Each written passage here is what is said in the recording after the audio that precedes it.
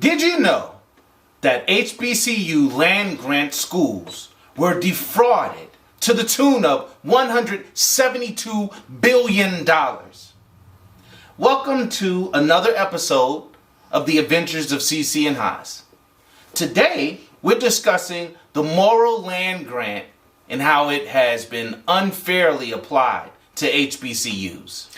So you're probably asking, what is the Morrill Land-Grant Act? So the Morrill Land-Grant Act was established in 1862 by Abraham Lincoln, and it was to provide federal funds from the sale of public lands to establish an endowment for land-grant colleges of agriculture and mechanical arts. It established at least one college in every state, and it was supposed to be accessible to any of the sons of Toil. Sons of Toil. That's a term I hadn't heard often. What is the Sons of Toil? So Sons of Toil is just basically a turn of phrase that generally just means any person that's native born, and in this case we're talking about the United States, that any person that's native born and they work hard. And they're hard workers. Yes. All right. So that was in 1862. The act was established and founded and signed. Right. And then in 1865, approximately 4 million black folks were released from slavery. Yeah. And of course, they were hardworking and were primarily uneducated black folks. Mm-hmm. And according to the book, The Souls of Black Folks by W.E.B. Du Bois, black folk, they were more prone to be educated by their own.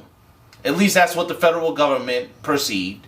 And so they set up a program to train black people to be teachers and to teach their own. Okay. And out of this program, our black colleges were born. Our HBCUs. Right. Correct. Mm-hmm. And as a point of reference, Morehouse College, established in 1867. Howard University, established in 1867. And then later in 1881, Spelman College was founded and established. Mm-hmm. However, the black colleges that were established during the same time, that focused on agriculture and the mechanical arts, they were denied access to the land-grant endowment funds. Wow. So, with that said, that brought into a need for what are we going to do with all of these black people who need to make a living and be able to provide for themselves. So that brought into the second Land Grant Act, which was enacted in 1890, and it was mandated that African Americans would be included in this land grant higher education opportunity without discrimination. Now, as you know, the United States was segregated. So therefore, at that time, the schools that had already established that had already established separate schools for black students were now equally eligible for federal funds through this act. And likewise, the states that did not have black colleges could designate or establish to train black students in agricultural, mechanical, and architectural. So not all HBCUs fell under the land grant. There were 19 universities that were eligible to receive funds for educational and instruction purposes under the agriculture and mechanical arts. And historically, these colleges were underfunded, of course. Only last year in September was the underfunding officially acknowledged. Now, let's back up. You say they were underfunded, and we just want to make clear that they were underfunded by the states. By the states. Right. Even though the states were receiving federal money for these colleges, the states were not distributing this federal money to these HBCUs. Exactly. Gotcha. And so the Biden administration did some type of audit to come up with how much the states owed the schools. And that was Education Secretary Miguel Cardona and Agriculture Secretary Tom Vilsack.